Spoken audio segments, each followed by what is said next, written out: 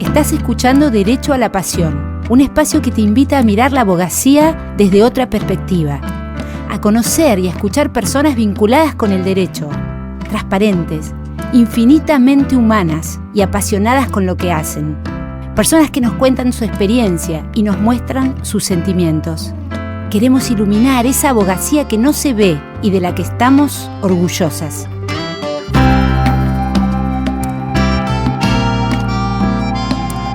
Ya han pasado muchos años, hoy busco motivación, la emoción, el envión de aquelarre de esos años. Escribo versos extraños, aunque no sean bailados, y no siempre de su agrado, o les suenen pretenciosos.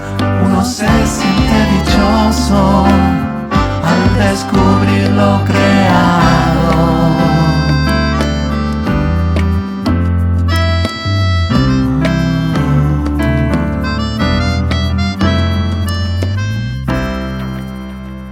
Hoy conversamos con Mónica Pinto, la primera decana de la Facultad de Derecho de la Universidad de Buenos Aires. Nos cuenta cuál fue su huella como decana, su forma de tomar decisiones, la importancia de sus vínculos y qué necesita un profesional del futuro. Hola Mónica, bienvenida. Gracias por aceptar esta invitación. La verdad que para nosotros es un honor tenerte, el que hayas aceptado compartir este momento con nosotros. Bueno, eso de que sea un honor es un problema de ustedes, pero yo les agradezco muchísimo. Estoy súper encantada de estar con ustedes hoy. Y yo no puedo creer, ¿quién me iba a decir hace unos años que iba a tener una experta en derechos humanos, a la doctora Pinto, especialista en derecho internacional, para hablar de un derecho nuevo, el derecho a la pasión? Está bueno eso del derecho a la pasión, está muy bueno. Moni, la verdad que querríamos preguntarte, ¿qué pensás cuando te despertás a las mañanas? ¿Qué es lo que te motiva hoy en la vida?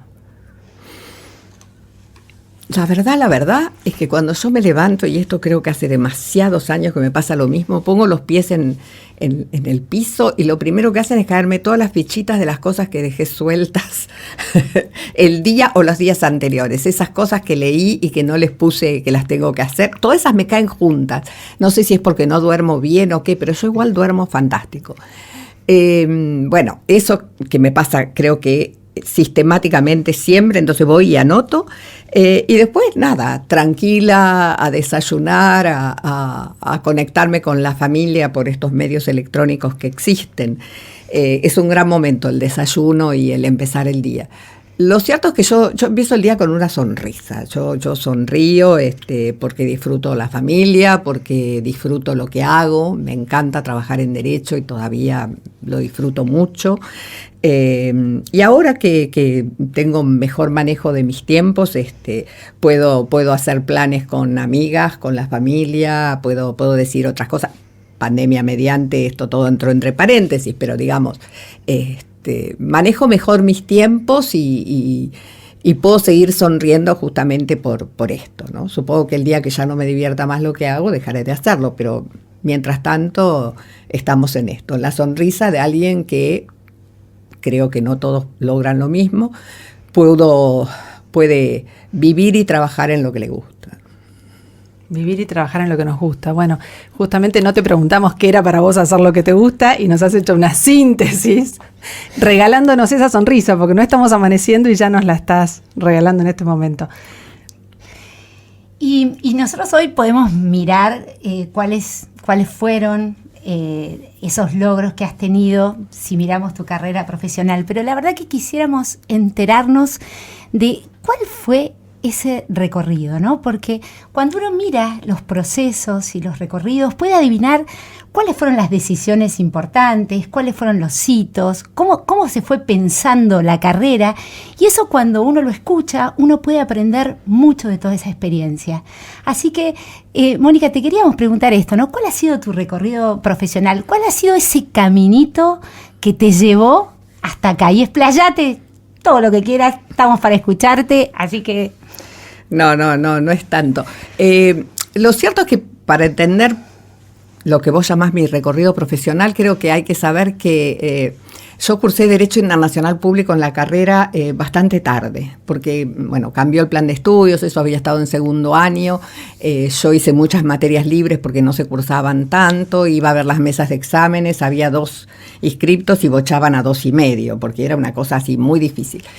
Y después pasó cuarto año, así que yo hice Derecho Internacional Público tarde en mi carrera, pero lo vi y me enamoré, caí perdidamente enamorada.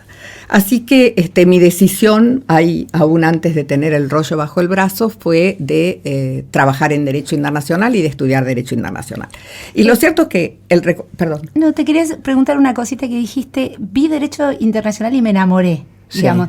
¿Qué fue lo que sentiste? ¿Por qué te enamoraste de Derecho Internacional? Lo cierto es que yo tuve, Hortensia Gutiérrez Pose fue mi profesora de grado con Roberto Moncayo, que era el titular, que son 2 de mis maestros, y aunque no se pueda creer, en la Facultad de Derecho de mediados de la década del 70, que es cuando yo me recibí, Hortensia entró, dijo, miren, este es el programa, no hay ningún libro que cubra toda la materia, cosa que hasta el día de hoy yo repito. Estos son los libros más actualizados, el derecho internacional envejece muy rápido, cosa que yo repito. Yo digo envejece más rápido que nosotras las mujeres, pero bueno. Pero hay otros libros, aparte de estos, que se pueden consultar. Y nos tiró un libro en francés, uno en italiano y otro en inglés. Yo en esa época trabajaba en una editorial francesa en Buenos Aires y entonces para mí fue lo más normal del mundo irme a mi trabajo y decirle a la gerenta, le digo, Madame, ¿podemos pedir este libro a París? No, yo sabía que se hacían pedidos especiales, entonces me pedí mi librito, lo tuve y cuando empezó todo eso dije, esto es lo mío. Yo venía de una casa en la que mi mamá y mi papá habían decidido que con la educación pública desde la primaria iba a estudiar idiomas, digo, yo zafé de hacer corte y confección o guitarra o piano, pero hacía inglés y francés desde primer grado inferior, que es lo que me tocó. Y entonces yo vi eso y dije, a mí esto es lo que me gusta. Y entonces mi recorrido, para empezar, mirá el introito, ¿no? Sí. Es como triple. Por un lado está lo que hice profesionalmente, que es formarme y ganarme la vida. En paralelo está la línea académica. Y la tercera línea, que se empieza a delinear después de un tiempo, es la que trata de juntar esas dos, de lograr lo académico, lo profesional en el ámbito internacional. Así que yo largué en los mediados de la década del 70, trabajando como abogada en una empresa de exportación, era lo que se usaba en esa época, sí. Así que mi inglés y mi francés sirvieron para contratos, para poder entender, para poder hablar con clientes en la otra punta del planeta, telex mediante, así te sonaba una campanita, bueno, cosas que hoy nadie reconoce. Y eso lo hice mientras cursaba el doctorado en la facultad. Un doctorado que en esa época te hacían dar un examen de admisión, uno tenía que dar un examen de idioma obligatorio, que estaba muy bueno. Yo creo que un doctor en Derecho tiene que poder leer algo más que el idioma local, aunque tu idioma local sea el inglés, ¿no? Que hoy es la lengua generalizada. Estuve allí un tiempo, no muy largo, habré estado 2-3 años. Como todas las empresas de exportación, cambió la política de la Argentina y medio como que se fundió y quedamos todos en la calle. Yo a esta altura ya estaba embarazada de mi hija la mayor y candidateé para entrar al CONICET. Y en el CONICET estuve varios años, hice la beca de iniciación, la de perfeccionamiento, después entré a la carrera. Y durante ese periodo lo que hice fue escribir la tesis, que era parte de lo que también el CONICET exigía, defender la tesis. Ahí di mi primera conferencia en la Facultad de Derecho, en el Salón Rojo. En el público estaba el José María Ruda, que era un antiguo titular de Internacional Público, era juez de la Corte de La Haya. Exactamente. Y estaba con un cuadernito, yo por poco me desmayo. Yo cuando lo vi dije, no, yo acá no entro, no sé qué hacer. Yo doy clase parada y ahí me tocaba sentarme y hablar, que es lo que estoy haciendo ahora, que es lo que hace todo el mundo civilizado, pero bueno. A inicios de los 90 candidateé para un puesto afuera y entonces hicimos una experiencia familiar de vida en Europa, en Ginebra. Ahí se trasladaron todos. Nos trasladamos los 4. Que fue una gran experiencia. Yo no sé si en términos profesionales míos fue tan importante como fue una gran experiencia personal y familiar para todos. ¿Por qué? Por un lado, porque mi marido, que pudo trabajar, Yo también, pero mis dos hijas fueron a la escuela, ninguna de las dos hablaba demasiado francés, que es la lengua de Ginebra, porque su mamá y su papá habían decidido que acá había que empezar a enseñarles inglés. Las llevamos a hablar en francés y en 3 meses estaban las dos hablando francés. Por supuesto, en eso fui exitosa. Repetí el modelo inglés y francés con mis dos hijas. Después cada una decidió que era lo que quería hacer en su vida, pero... y estuvimos 1 año y pico. Nos volvimos porque había que tomar una decisión que fue más pensada en las chicas que en nosotros. La decisión es nuestra y nos hacemos cargo, pero con pibes chicos vos no podés estar 1 año acá, otro allá. El desarraigo es una cosa muy difícil. A uno lo esperan los amigos eventualmente, pero a los chicos no. Y decidimos volvernos. Y yo creo que fue una gran experiencia, porque desde entonces mi casa fue un parlamento de sesión permanente, porque todo se debatía, todo... Buenísimo. Pero nosotros habíamos aprendido un montón de cosas, habíamos aprendido a vivir en una sociedad que tenía mayor diversidad que la que tenemos acá. Yo me acuerdo que un día íbamos así y me dice, Fernanda, ¿qué es el SIDA, mamá? Y yo miro ahí, había un cartel de SIDA, digo, acá no hablaba nadie del SIDA. Bueno. Y la cuestión es que yo creo que a las chicas les abrió muchísimo la cabeza. De hecho, las dos decidieron en su vida qué estudiaban, las dos decidieron hacer posgrados afuera, los pudieron hacer afortunadamente. Digo, es como que los horizontes mentales se ensancharon mucho y esto fue valioso. Así que cuando volvimos, yo volví a un puesto que había dejado por licencia, y Horacio tenía un puesto profesional que también había tomado licencia. Fui la directora de Derechos Humanos de la Cancillería en la época de Guido Di Tella. Yo solía decir que yo estaba ahí por un error del canciller, y un día Di Tella me escucha y me dice, a ver, nena, explícame esto. Digo, ¿sabe qué pasa, canciller? Digo, esto se hace así, así, así. Yo siempre estaba ternada y nadie le dijo a usted que podía designar al que quería. Y según dicen, usted preguntó, ¿y acá a quién hay que ternar? La número 1, ¿sabe o no sabe? A usted le dijeron que sí y usted fue y me designó. Le digo, podría haber designado a otro, que es lo que pasó en otros concursos. Lo cierto es que el periodo de la Cancillería empezó en el 94, que es también cuando D'Alessio entra como decano en la UBA y me ofrece la secretaría académica.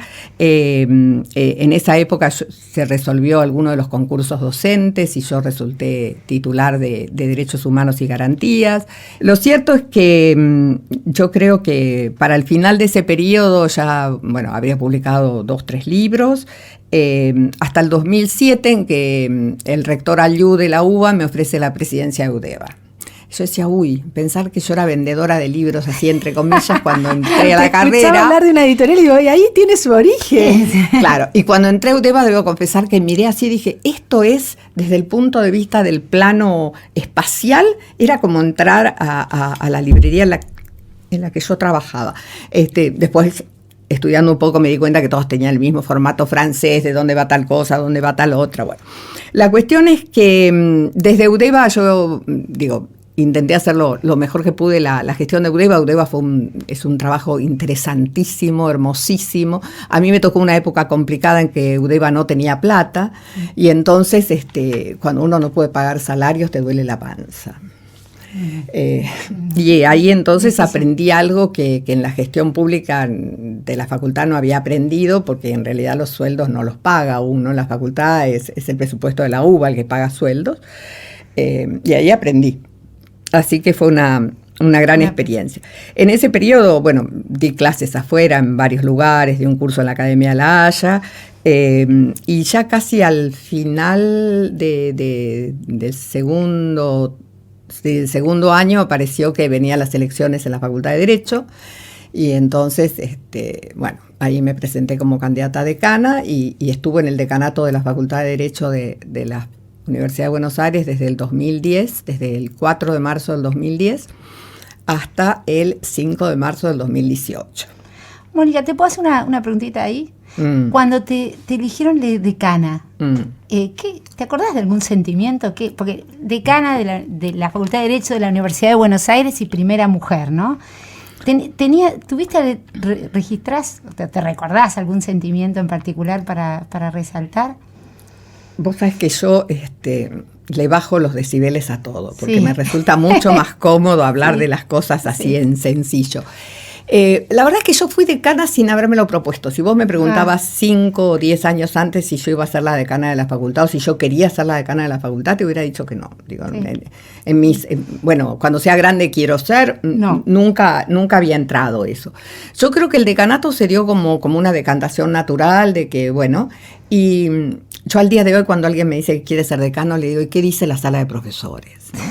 Si la sala de profesores dice que vos podés ser candidato a decano, mandate, si no, no tiene sentido. ¿Por qué? Porque la sala de profesores era como una metáfora para decir qué se comenta entre el claustro, entre los profesores. Y lo cierto es que la sala de profesores en mi época hablaba de esto. Yo me acuerdo que un día, no sé, yo entraba a un almuerzo y me cruzo a Elena Hayton, que me mira y me dice, vos vas a ser la próxima decana, ¿no? Yo me quedé así, le dije, si vos me votás. Dice, yo no te puedo votar porque ya no soy profesora regular, pero un poco así. Lo mismo me pasó con otros colegas. Y entonces, bueno, como que la sala de profesores creo que estaba lista para decir, bueno, Pinto va a ser la próxima decana. Pero no era un plan que vos te habías fijado. No, bueno, en el momento fue un plan, pero no es que venía de años antes. Es como que naturalmente se dio, ¿no?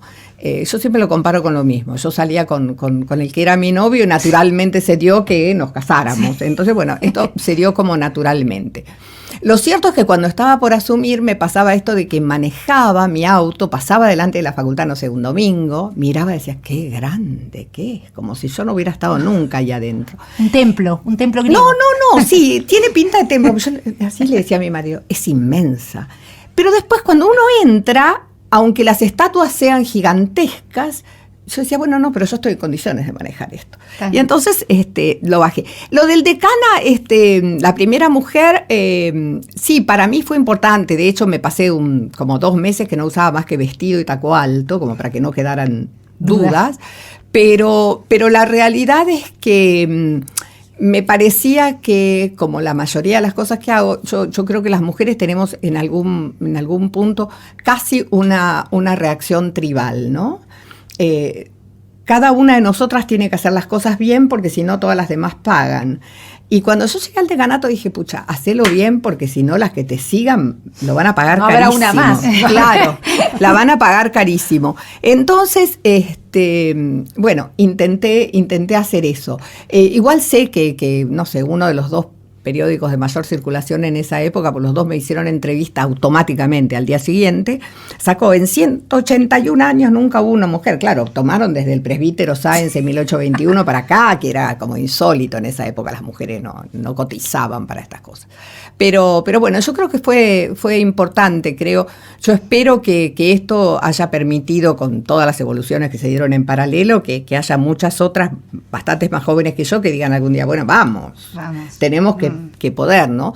Mi sensación es que el hecho de que nosotras pudiéramos llegar al decanato había hecho que la democracia universitaria fuera más plena. Porque la verdad que las mujeres habíamos estado siempre en la facultad, habíamos dado clases. Titulares ya había un montón. Claro, entonces digo, ¿por qué nunca habíamos estado? El hecho de que nosotras estemos en el gobierno de la facultad creo que hizo más plena la democracia universitaria. Y de hecho, el decanato, yo siempre digo lo mismo, cuando venga la próxima veremos cómo comparamos, pero digo, mi frase así, desacralizando como siempre, se decía, bueno, un ama de casa aterrizó en el decanato de la Facultad de Derecho. Porque es un poco eso también, digo, a nosotros nos eligen como decanas o como decanos a partir de un currículum, de cuántos doctorados tenés, de qué libros escribiste, de cuántas clases diste, y la verdad es que en el decanato eso es importante, pero no es ni lo más importante ni lo único importante. En el decanato uno tiene que administrar, cosa que nadie te pregunta si sabes administrar bien o mal, y tenés que administrar desde cuántas lamparitas necesitas para los aparatos de luz de la facultad, hasta cómo tomás o no tomás personal, hasta qué decidís plantearle al consejo directivo para respecto de cualquier cosa, el plan de estudios y qué sé yo. Entonces digo, el decanato es muy amplio las cosas que uno tiene que hacer, y muchas veces esa mirada razonable de alguien que manejó una casa, que manejó un grupo familiar con necesidades diversas y con orientaciones diversas y que tiene que hacer todo, digo, es es una mirada pequeña, pero a veces muy distinta de todos los que te precedieron, que en general fueron juristas ilustres, pero que nunca... Y una mirada de amplio espectro, digamos. Claro, que nunca se preocuparon por ciertas cosas, sobre todo si te vas más atrás en el tiempo. Anda a preguntarle a algún decano de hace 40 años si tenía idea de lo que se comía en su casa ese día. Digo, probablemente no. Y la mirada del ama de casa, que alguno me dijo, me estás bromeando. Le digo, vos desconfiás de que yo soy una ama de casa, ¿crees que te diga cuántos años de casada tengo? Digo, soy una ama de casa. Digo, esa mirada era una mirada un poco más amplia. ¿Por qué vamos a hacer tal cosa? Y no hay una forma de hacerlo que sea más barata o que lo podamos hacer más rápido, qué sé yo. Ciertas cosas que son las que uno necesita solucionar rápido porque te están molestando, como cuando se te rompe el lavarropas o el calefón, que te lo arreglen y vos seguís con tu vida. Si te quedas empantanada en eso, no avanzás. Así que creo que sí, era eso, era el ama de casa en el decanato de la Facultad de Derecho. Y bueno, ¿y del decanato? El decanato ¿a hoy? Del decanato a hoy.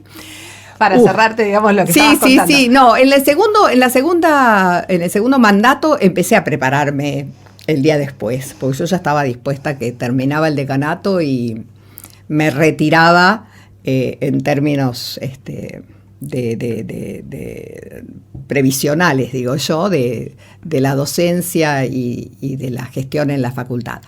No quería ser una decana que quisiera ser la primera consejera o que candidateara, ya está, listo, se acabó, que pase el que sigue.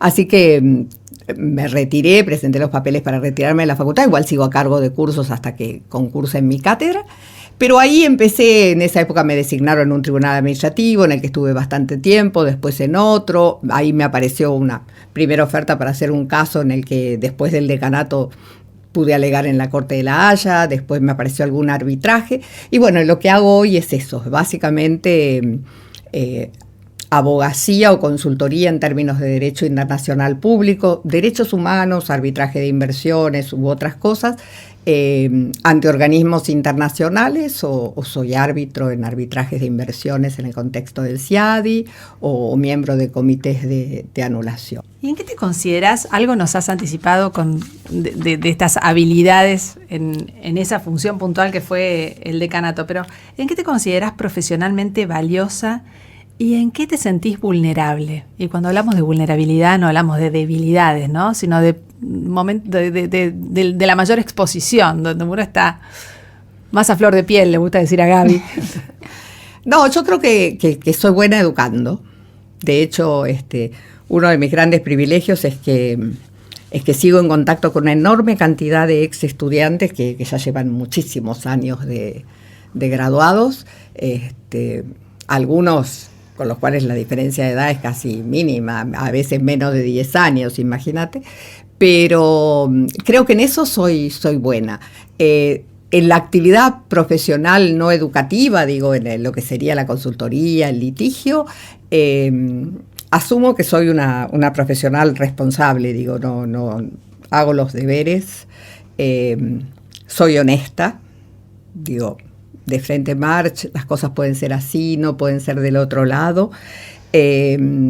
Planteo más de una posibilidad, digo, creo que eso forma parte de las obligaciones que uno tiene.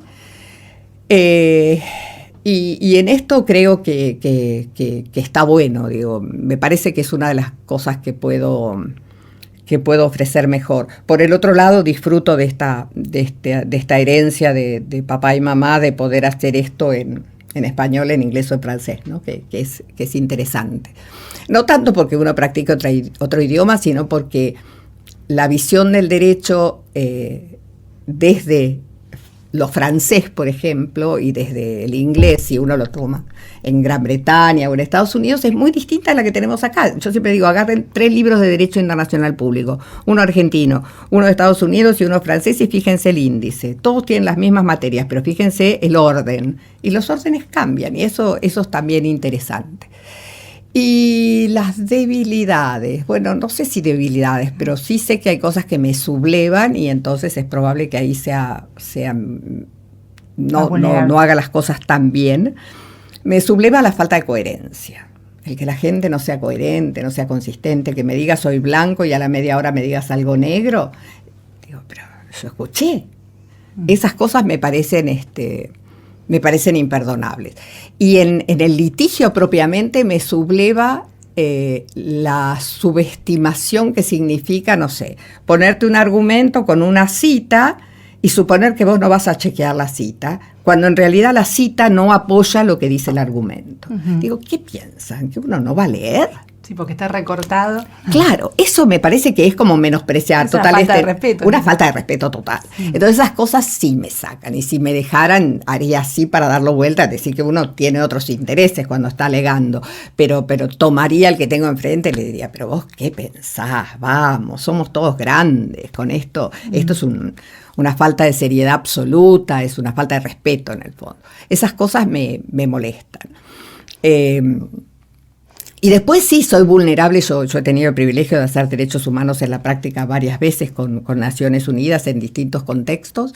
Y sí, hay momentos en que las cosas te pueden, ¿no? Uno dice, bueno, alguna vez me pasó en que yo decía, ¿qué estoy haciendo yo acá? Yo tengo una familia, tengo una profesión, estoy acá por la gloria, como dicen los franceses, y lo que yo estoy haciendo no sirve para nada. Es como que te agarra esa desesperación de decir, ¿para qué invertiste tu tiempo en esto, que es una especie de interés público, si no sale? Y bueno, las 2 veces que me pasó siempre tuve suerte, porque en una encontré un amigo que no tenía nada que ver en el lugar en el que yo estaba, justo llegó y me dice, fulanito la quiere ver. Le dije, ay, sí.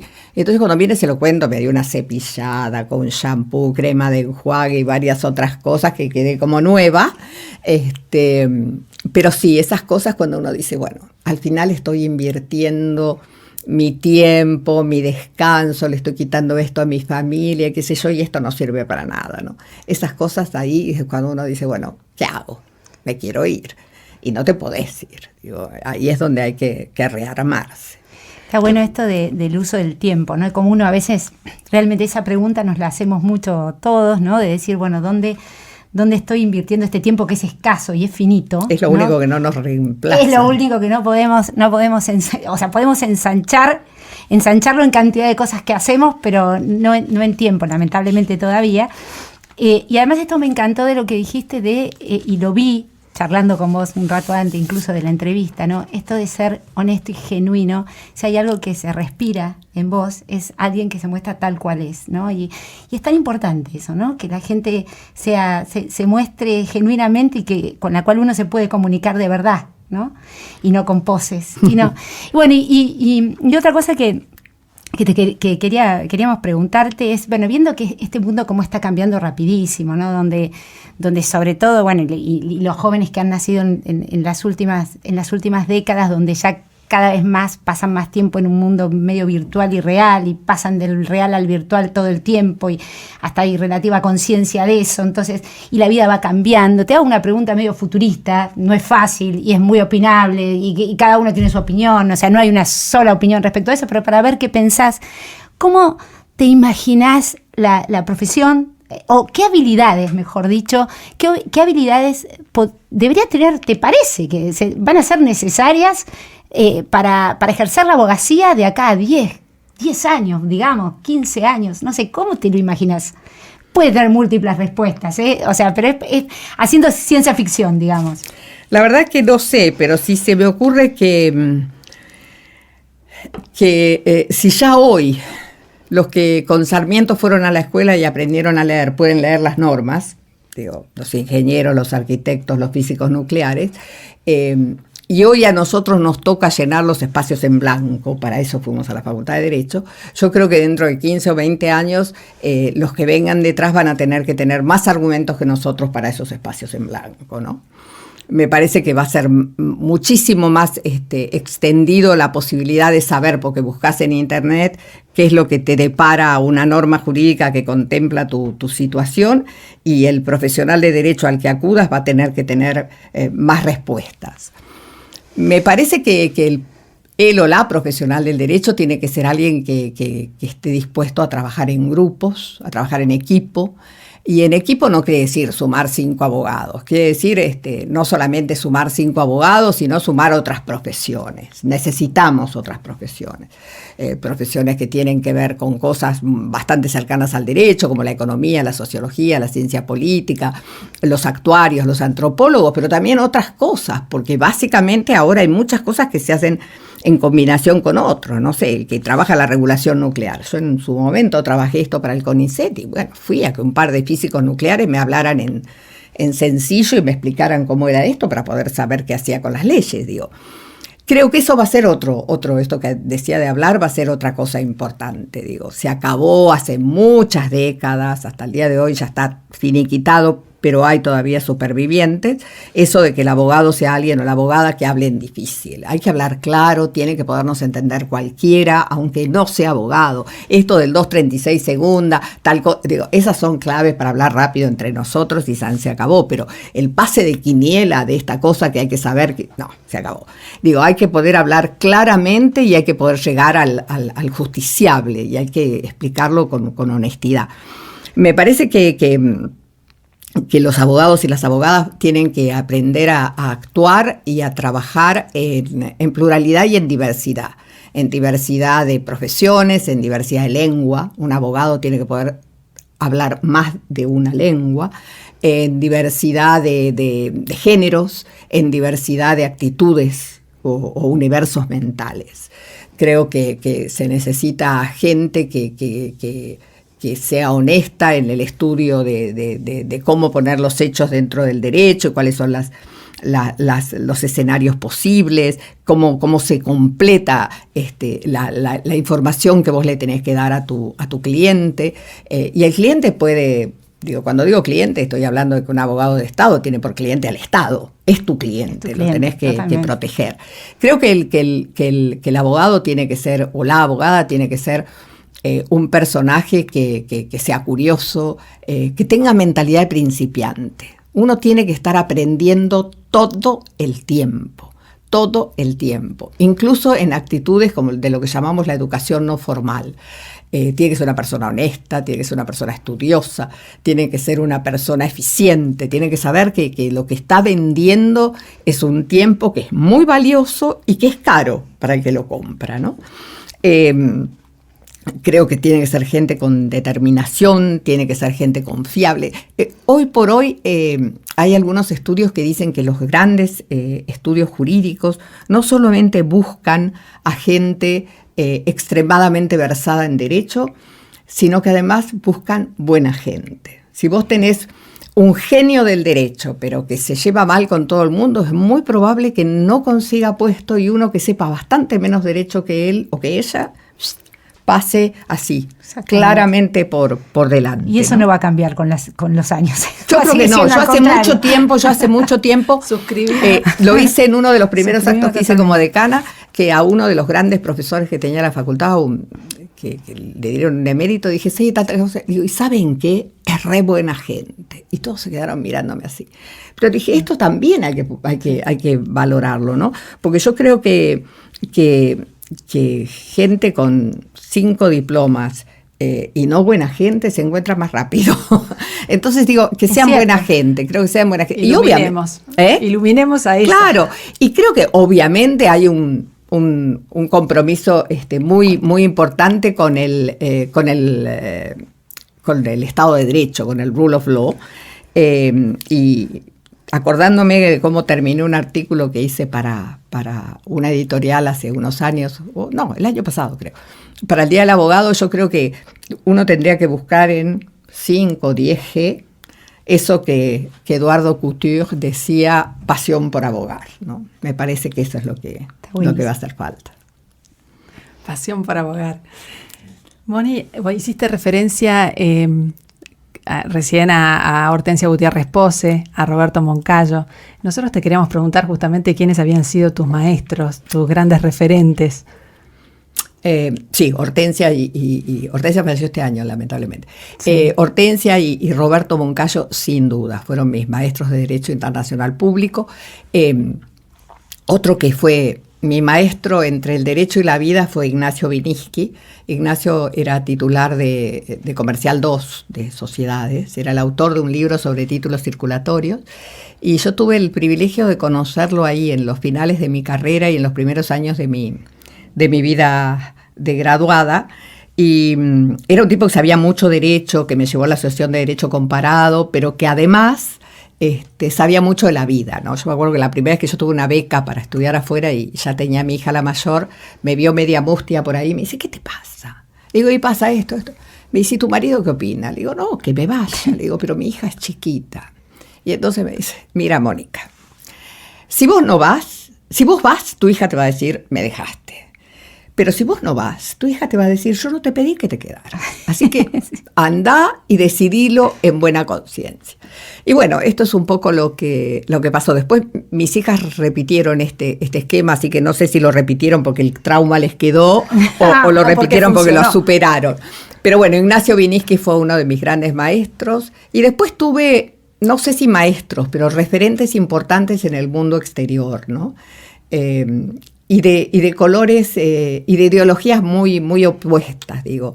Un jurista, un internacionalista que para mí es un referente, aun cuando yo no pienso exactamente igual que él, y que además me ha apoyado muchísimo y me ha ayudado muchísimo, es Michael Risman. Michael es un emérito de la Universidad de Yale, de New Haven, que con Mary McDougall hicieron toda una doctrina dentro del derecho internacional público. Lo conocí cuando él era miembro de la Comisión Interamericana de Derechos Humanos y yo era abogada en los primeros casos que tenía Argentina, y a partir de ahí hemos seguido, y tanto él como su mujer, Manoucha Arzanjani, con ella he trabajado más recientemente, pero la verdad que son muy buenos amigos y que me han apoyado muchísimo. Incluso he tenido nominaciones porque a ellos me han propuesto. Y en el otro lado, con un pensamiento totalmente distinto, esa maravilla que es Georges Abissab. Georges es un egipcio que hace muchos años enseña Derecho Internacional Público en Ginebra y que es bien tercermundista, como manda la ley, y que también ha sido una suerte de sponsor mío en algunas organizaciones internacionales. Y obviamente, y también, y con esto paro, René Jean Dupuy, cuando yo fui a hacer mi primer curso afuera, acá era muy difícil tener las cosas afuera, qué sé yo, era la época de señorita, cuánta demora tengo para llamar a Mar del Plata, más o menos. Y yo me acuerdo que le escribí una carta a Moncayo y a Hortensia diciéndoles, estoy con la bibliografía en vivo. Así que, bueno, ahí René Jean Dupuy, que además era el autor del primer librito que yo compré en francés cuando Hortensia Gutiérrez Pose dijo, acá tienen un libro en francés, fue otro de los que me iluminó y me iluminó mucho. Pero en general yo aprendo de todo el mundo. En el Tribunal Administrativo del Banco Mundial, cuando entré, había solo popes y yo aprendí de todos, de Steve Schwebel, de Toy Feliciano, de Ahmed El Kosheri, de Jan Paulson. Yo aprendo de todo. Esa es la actitud, ¿no? Yo aprendo de todo el mundo, sí. Bueno, hacíamos referencia, recién decías un titular que hablaba de los 180 y pico de años, pero la verdad es que en casi 200 años la UBA no tuvo una decana, la Facultad de Derecho de la UBA no tuvo una decana, lo hemos dicho ya varias veces. Fuiste la primera, hasta ahora la única. Recién decías, miraba el edificio y parecía grande, pero la verdad es que, bueno, y acá nos están escuchando personas que tal vez no dimensionan de qué se trata cuando hablamos de la Facultad de Derecho de la UBA. Vos nos dirás, esto de manejar cuántos empleados, cuántos alumnos pasaban por ahí o pasan por ahí, cuántos abogados se reciben. Y queríamos preguntarte, ¿cuál crees vos que fue tu impronta? ¿Cuál fue tu huella? ¿Por qué es recordada Mónica Pinto? Bueno, todavía está acá entre nosotros y caminando a la facultad. Pero bueno, esos años de decanato, ¿no? Ya de secretaria académica, de vicedecana. La facultad es inmensa, es una ciudad. La facultad es alrededor de 30.000 personas. Los estudiantes serán alrededor de unos 22.000 de grado. Debe haber unos 3.000 o 3.500 y seguramente me estoy quedando corta de posgrado. seguramente entre los profesores de grado y de posgrado, regulares y no regulares, debe haber otros 2.500 o 3.000. De grado muchos menos, regulares debemos de ser, o deben de ser, yo ya no lo soy, pero alrededor de unos 800 o 1.000, después están los interinos, y el posgrado puede tener gente que no sea necesariamente profesor regular. Y después tenés el personal, los no docentes, como se dice en la UBA, que la planta permanente es chica, es una planta de 250 a 300 personas, pero bueno, para poder atender ese tamaño edificio se necesita contratar gente. Así que debemos estar cerca de los 30.000. Y lo cierto es que el decanato, por más que administra algo que puede parecerse a una ciudad, dista de tener los poderes que tiene un jefe de gobierno. Digo, la verdad que los poderes de quien ejerce el decanato son bastante acotados. La gente cree que un decano o una decana puede decidir todo, y lo cierto es que lo que uno hace es llevarles las propuestas al consejo directivo, y si tu consejo directivo te apoya, cosa que a mí me sucedió, sale la mayoría de las cosas, pero incluso hasta las capacidades disciplinarias que tiene un jefe de gobierno no se pueden comparar con las de un decano o una decana. Así que digo, es un universo muy grande, uno termina siendo responsable por una enorme cantidad de cosas, y la verdad que tu capacidad para poder incidir en que las infracciones a las normas vigentes respecto de esas cosas sean reparadas ejemplarmente es mínima. Pero bueno, es un mundo en el que uno entró una vez y ahí se quedó, ¿no?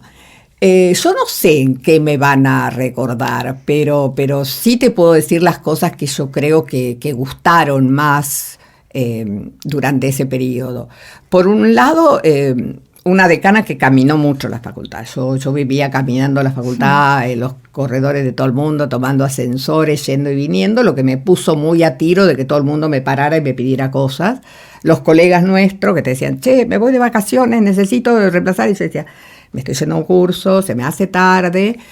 Hasta los pibes, digo, hasta los estudiantes. Esto dio una proximidad interesante. En algún momento vos te querés matar con esa proximidad porque decís, basta, no quiero que me digan más nada.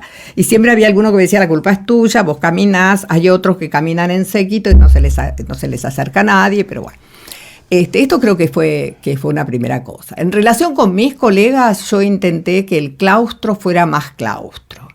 Intenté que las relaciones entre los profesores de las distintas materias fueran más cercanas, que no nos habláramos solamente para las elecciones. Entonces, un día traje con un título vernáculo lo que los americanos llaman el brown bag lunch, que era algo así como el almuerzo académico, ¿no? Que en Estados Unidos es con un sándwich y chau. En la Argentina buscamos que hubiera una comida alrededor. La primera vez que llego estaban todos sentaditos y la comida atrás, y digo, tengo una mala noticia, si no se paran y se sirven, no comen, porque no hay mozos. Digo, esperaban un buffet, qué sé yo. Pero bueno, los almuerzos académicos, aun cuando no tienen esa espontaneidad que tienen los almuerzos académicos de las universidades de Estados Unidos, en la que uno puede matar al colega con el argumento y después salen todos abrazados, acá es un poco más difícil eso. Igual logramos poner que nos encontrábamos una vez por mes, que nos mezclamos en las mesas, que viene uno y habla y los demás le hacen preguntas, y esto está lindo. Después hicimos algunas actividades que tenían que ver con los recorridos académicos, ¿no? Vení y contá cómo llegaste a ser, no sé, el presidente de la IGJ o algo por el estilo. Hicimos también estas reuniones para homenajear a nuestros grandes, qué sé yo. En la UBA te dan un diploma de mérito y no hay acto, pero vos le das un honoris causa a alguien que viene de afuera y haces el gran acto. Entonces, bueno, nos dedicamos a mimar a los propios. Y esto fue interesante porque teníamos muchos cuando yo asumí. Después varios nos dejaron, pero llegamos a hacer los homenajes como debíamos. Por otro lado, en relación con los estudiantes, cosas que no había hecho antes, decidimos acompañar la salida profesional en algo parecido a la feria de estudios, pero bueno, ayudando sobre todo a esos que sin tener un contacto directo en el mundo de la profesión o en el Poder Judicial no hubieran podido nunca llegar a ver cómo hacían algo, ¿no?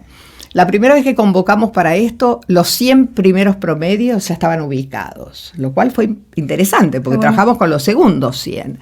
Claro. Pero también le dimos posibilidad a gente que venía de lo que expresa mi hijo el doctor y que en su vida hubiera planeado que quería candidatear a un estudio importante, bueno, tener al estudio importante ahí y a vos con tus habilidades acá y Buenísimo. Producir la conexión.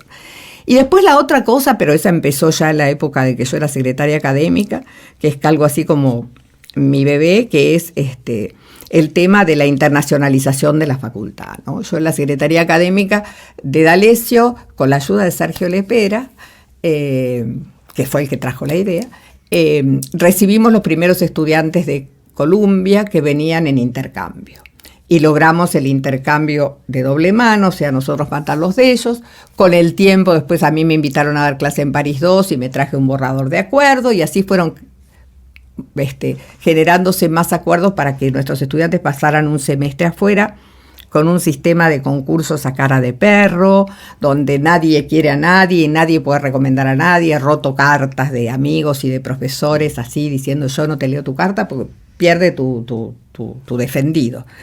En mi decanato lo que logramos fue hacernos, y esto sí que fue el ama de casa, hacernos de ciertos recursos que nos permitieron becar a los pibes, de manera de que no solamente apuntábamos a los estudiantes de buen promedio que aprobaban los exámenes para esto y que además solo pudieran beneficiarse aquellos que tenían un papá y una mamá que podían pagar, sino hacerlo un poco más democrático, ¿no?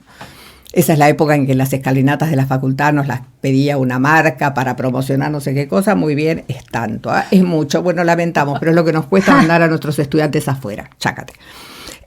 Así que eso hicimos, internacionalizamos bastante la facultad durante mi periodo, básicamente en esta convicción de que el mundo, y esto ya no es novedoso, hace mucho que se dice, digo, la diferencia entre lo público y lo privado es cada día más tenue, y la diferencia entre lo nacional y lo extranjero es cada día también más tenue. Sí. Entonces hay que poder trabajar en un mundo más grande. Creo que en eso anduvimos, creamos un centro de derechos humanos donde todos los pibes que les gusta ese tipo de orientación pueden armar una carrera orientada a eso.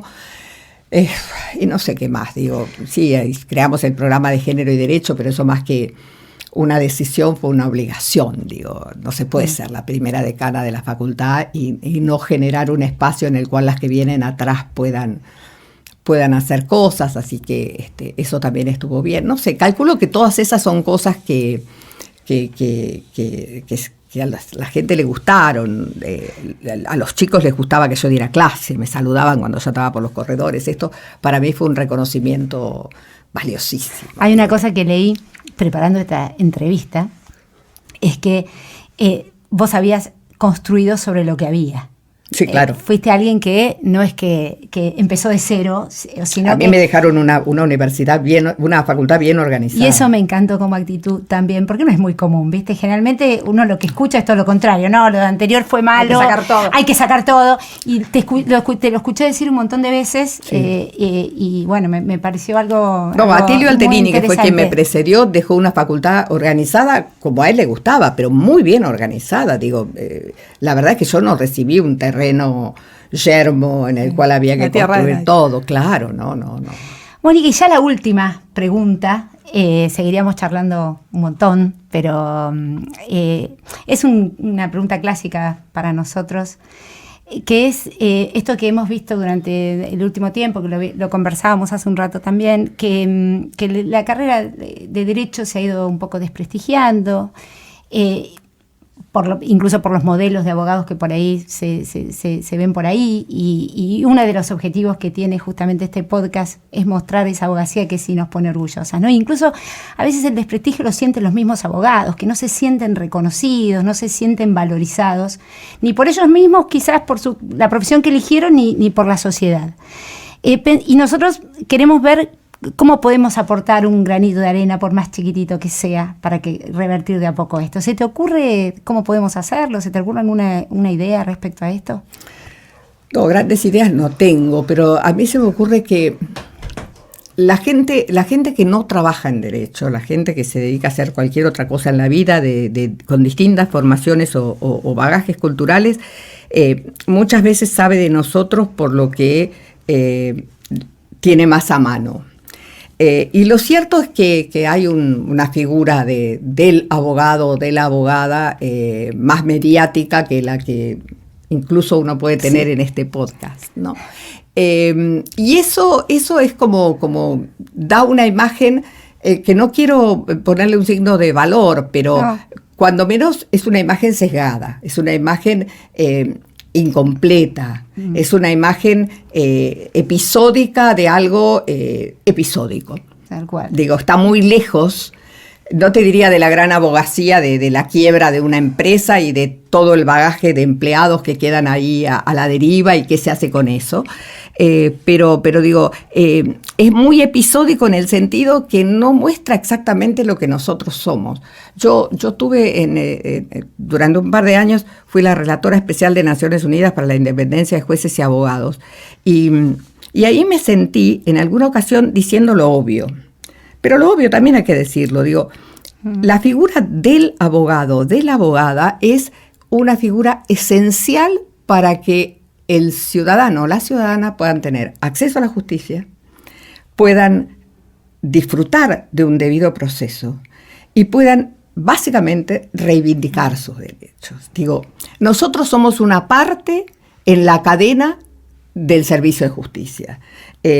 Cuando nos daban la matrícula antes, ustedes no la tuvieron, pero yo tuve, mi primera matrícula fue un librito, y el librito decía que nosotros éramos auxiliares de justicia. Y yo lo creo fielmente. Yo creo que si es difícil pensar un mundo sin jueces, es difícil pensar un mundo sin abogados. El abogado podrá llamarse pirulo, pero necesitas a alguien que haga este papel, así como el juez en alguna época se llamó brujo, digo.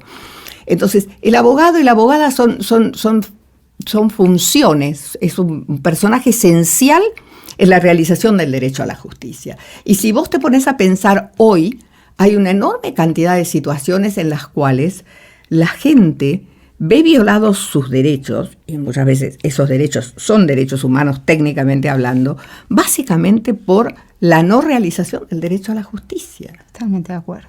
Entonces digo, la no realización del derecho a la justicia es no computar reclamos de una parte de la sociedad, no poderle permitir a esa parte de la sociedad hacer algo.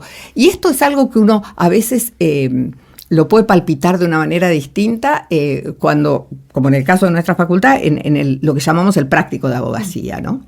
El práctico de abogacía que incrementa su importancia, su relevancia y sus funciones en los periodos de crisis. Cuanta más crisis tenés, claro, más gente tenés en el práctico. Un práctico que, como todos los servicios públicos de la ciudad, formalmente es solo para los habitantes de la ciudad. En la práctica, actually, como dicen los americanos, el que venga y golpee. Y entonces ahí te das cuenta de que muchas veces uno se pone a disposición del que viene a pedirte ayuda, y esa ayuda que vos le das permite que alguien logre cristalizar un derecho, no sé, una tenencia de un chico, una adopción. Hay miles de situaciones que en el sistema jurídico nacional requieren de la presencia de un abogado o de una abogada. En Europa hay ciertos sistemas jurídicos que te dicen, bueno, usted puede andar sin abogado en la medida en que ese andar sin abogado no transforme su proceso en un proceso indebido. Uh-huh. Acá nosotros tenemos muy pocas cosas que se pueden hacer sin abogado. Entonces digo, esto es lo que tenemos que hacer. Lo que uno tiene que pensar es esto. Digo, la abogacía es un medio de vida para mucha gente. Y esto es incuestionable. Nosotras vivimos de la abogacía, de alguna de sus variantes. Pero la abogacía es una profesión, no es un negocio. Esta es una diferencia sustancial, claramente, me parece a mí. El que vos cobres tus honorarios porque trabajaste honestamente, o ella o yo, eso está perfecto. Lo que nosotras no deberíamos de hacer es transformar nuestro ejercicio profesional en un negocio. Totalmente. Es esa la diferencia. Y a mí me parece que esto es algo que transforma un poco la forma de presentar lo que hacemos, ¿no? Cuando los colegios que nos amparan a veces también están demasiado sesgados, digo, cuando no hay una cobertura que sea más universal de todo lo que nosotros podemos decir y hacer. Me parece que es eso, pero yo creo que hay que mirarnos como alguien, como una profesión indispensable para la buena realización del derecho a la justicia. Bueno, Mónica, qué placer. La verdad que nos dimos un gusto enorme. Y para cierre, te queremos hacer un regalito. Yo el año pasado hice un curso online, fue online porque bueno, fue en el 2020, que más que un curso fue una experiencia, con un maestro que tengo que se llama Jerry Garbulski, en un curso que se llamó Vivan las Ideas, y ahí en ese curso aprendí, a instancia de un compañero que se llama Javi Felipe, que le mando un saludo, si escucha, aprendí a hacer décimas. Y después me entusiasmé tanto con esta forma de verso que se lo contagié a Paula, que también aprendió. Las dos hacen décimas. Las dos hacemos décimas. Y entonces te preparamos para cierre una décima para vos. Que ya sé que me dijiste, ¿no? Ya sé que sos súper humilde y que no querés, pero bueno, has tenido una carrera espectacular, has abierto una ventana a las mujeres y ha sido la primer decana de la Universidad, de la Facultad de Derecho de la Universidad de Buenos Aires. Y bueno, y además, bueno, muchísimas gracias por estar acá. Y paso a Paula, que va a leer las décimas que te preparamos para vos. Chicas, son Humberto Eco en el nombre de la rosa ustedes, ¿eh? ¡Uy, qué lindo! A ver. Tiempo para escuchar a la mujer decidida. Luchas, derechos y vida. No queremos olvidar. Su logro va a motivar. Potencia la cotidiana. Fue la primera decana. En la UBA. ¡Qué honor! Una difícil labor. Es historia cercana.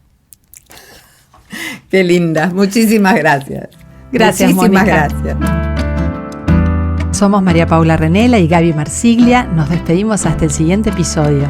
Si quieren tener más información sobre los entrevistados, nuestros apasionados, los invitamos a seguirnos en Instagram, Derecho a la Pasión. Allí quedarán los links complementarios. Y agradecemos también la grabación y edición del episodio a cargo de otro maestro, Daro Halfin.